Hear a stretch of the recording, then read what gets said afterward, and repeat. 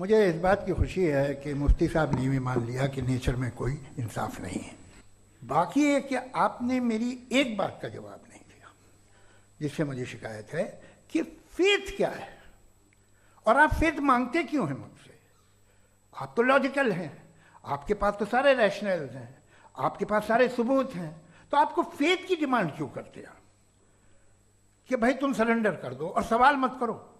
कोई मजहब सारे सवाल करने की इजाजत नहीं देता है और मना करता है कि ज़्यादा सवाल ना करो, बहक जाओगे तुम। कमाल ये है कि दुनिया के सारे मजहब सब जानते हैं ये दुनिया कैसे बनी थी, कैसे मिटेगी, मरने के बाद क्या होगा, इनको सब इल्म है। इनको किसी को डायनासोर होते थे पहले ये नहीं पता था, किसी को नहीं पता।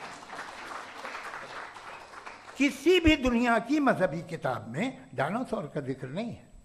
जिस दुनिया में आप बैठे हैं सर, ये हॉल जो है, ये इलेक्ट्रिसिटी जो है, ये माइक जो है, जिस हवाई जहाज से आप आए थे, वो जिस कार से आप यहाँ आए हैं, ये सब उन लोगों की बनाई हुई है जिन्होंने सवाल किए थे।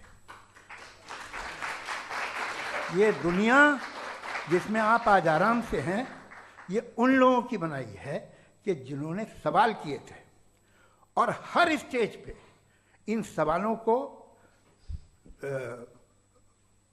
मकरूह कहा गया था, गलत कहा गया था। तो आज जो बातें आपके जहन से बिल्कुल परे हैं और आप हैरान होते उन्हें देख के, एक वक्त आएगा कि मामूली लगेंगे। और हुआ है, आपकी इंसानी तारीख ही है। इतनी जल्दी सारे फैसले आप मत कर लीजिए, थोड़ा ये ह्यूमिलिटी रखिए कि भाई ये हमें नहीं मालूम। ये कहने में क्या आ रहा है?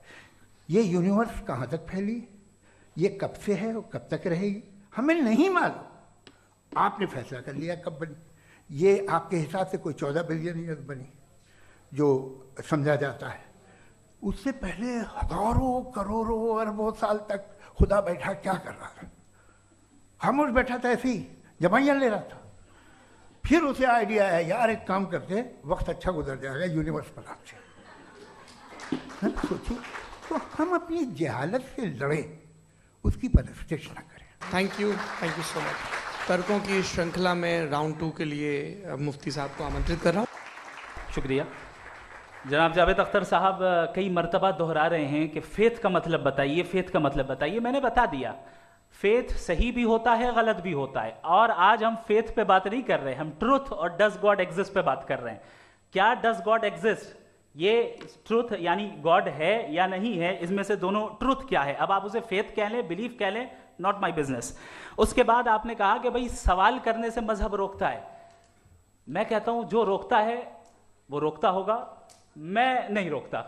बल्कि सवाल करें, सवाल करना चाहिए। सवाल कर करके तो हम आगे बढ़ते हैं, तरक्की करते हैं, और इसीलिए मैं आज यहां पे आया हूं। लेकिन सवाल सिर्फ खुदा से नहीं होगा, आपसे भी होगा। सवाल एथिज्म से भी होगा, सवाल सिर्फ मजहब से नहीं होगा, सबसे होगा। और आज मैं सवाल करूंगा और उम्मीद है कि आप जवाब देंगे। अभी तक आपने वैसे कॉन्टिंजेंसी आर्गुमेंट का कोई जवाब नहीं दिया। चलें, आपने कहा यूनिवर्स के बारे में इटर्नल क्यों नहीं बोल देते। ये चूंकि लॉजिकली पॉसिबल ही नहीं है कि यूनिवर्स इटर्नल हो। यूनिवर्स एक कॉन्टिंजेंट चीज है जो टाइम एंड स्पेस के पाबंद है, टाइम एंड स्पेस से बाउंड है। जो टाइम एंड स्पेस से बाउंड होगा वो कॉन्टिंजेंट होगा, जो कॉन्टिंजेंट होगा वो उसकी बिगिनिंग हुई होगी, जिसकी बिगिनिंग हुई होगी वो इटर्नल नहीं हो सकता। ये तो कॉमन सी बात है। आपने कहा कि किसी मजहबी किताब में डायनासोर का जिक्र नहीं है। अफसोस कि आज तक किसी मैथमेटिक्स के किताब में मुझे डायनासोर का जिक्र नहीं मिला। तो इसका मतलब मैथमेटिक्स की किताब बेकार है? नहीं, उसका वो टॉपिक नहीं है। रेवलेशन का और मजहबी किताबों का टॉपिक ये नहीं है कि आपको आके बताए साइकिल कैसे बनाते हैं, या आकर ये बताएं कि जो है डायनासोर कब था। वो तो मोरालिटी सिखाने आया है, गॉड के बारे में बताने आया, नॉन फिजिकल रियलिटी की हकीकत को सिखाने के लिए आया। रिलीजियन साइंस को रोकता है? नहीं रोकता। अगर रोकता है तो गलत करता है। रिलीजियन साइंटिज्म को रोकता है, जिसमें हमारे जावेद साहब मुब्तला हैं। साइंस और साइंटिज्म में फर्क है। साइंटिज्म यह है कि आप समझें कि साइंस और साइंटिफिक मेथोडोलॉजी ये नॉलेज को हासिल करने का वाहिद सोर्स ऑफ नॉलेज है। यह है साइंटिज्म, हम इसे रिजेक्ट करते हैं। उसके बाद उन्होंने कहा कि भाई हमें नहीं मालूम। अगर नहीं मालूम तो क्लियरली कह देना कि नहीं मालूम है, इसमें क्या हर्ज है। तो वही तो मैं कह रहा हूं ना कि आप कह दें कि नहीं मालूम, लेकिन क्लेम क्यों कर रहे हैं कि गॉड एग्जिस्ट नहीं कर रहा है।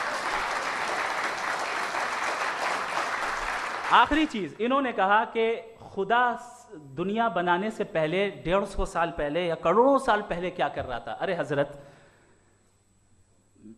चलें, बहरहाल मैं जवाब दे देता हूं, आप हमारे रिस्पेक्टेड पर्सनालिटी हैं, अगर आप नहीं होते तो मैं ऐसे एंटरटेन ही नहीं करता। टाइम, ये 100 साल पहले या 100 साल बाद, पहले बाद में अभी, ये वो अल्फाज हैं जिनका ताल्लुक टाइम से है। टाइम शुरू ही हुआ है यूनिवर्स की बिगिनिंग के बाद, तो उसके पहले खुदा क्या कर रहा था? सवाल इलॉजिकल है, ये फेलेसी है। यानी आप ये कह रहे हैं कि यूनिवर्स के बनने से पहले खुदा क्या कर रहा था? टाइम के बनने से पहले, पहले का ताल्लुक टाइम से, टाइम उस वक्त था ही नहीं, तो ये सवाल ही इनवैलिड है खुदा के ताल्लुक से। इसकी एक मिसाल आप ले लें। एक कार है, एक साहब ने देखा कि भाई कार जो है उसके व्हील्स कितने अच्छे लगे हुए हैं, सही जगह पे, स्टीयरिंग जो है कितने अच्छे जगह पे लगी हुई है, और सीट्स कितने वेल डिजाइंड है, कितनी प्रिसाइजली ये कार काम कर रही है, तो जरूर कोई ना कोई इसे क्रिएट किया है, किसी ने क्रिएट किया है। अब जावेद साहब आए और कह रहे जनाब बोनेट खोलिए, इसमें इंजन है, इंजन इस कार को चला रहा है, hence prove no one has created the car. This is illogical. Science हमेशा फिजिकल वर्ल्ड की चीजों को ही फिल करती जाएगी और फिजिकल चीजों से ही करती जाएगी, चूंकि एम्पेरिकल एविडेंस का ताल्लुक फिजिकल वर्ल्ड से है। आप साइंस के जरिए मेटाफिजिकल रियलिटी को कभी साबित नहीं कर सकते, ये रॉन्ग टूल का इस्तेमाल करना है। ये वही काम है कि आप मेटल डिटेक्टर से प्लास्टिक डिटेक्टर करने चलें, जो कि जाहिर है सही नहीं है। Thank you.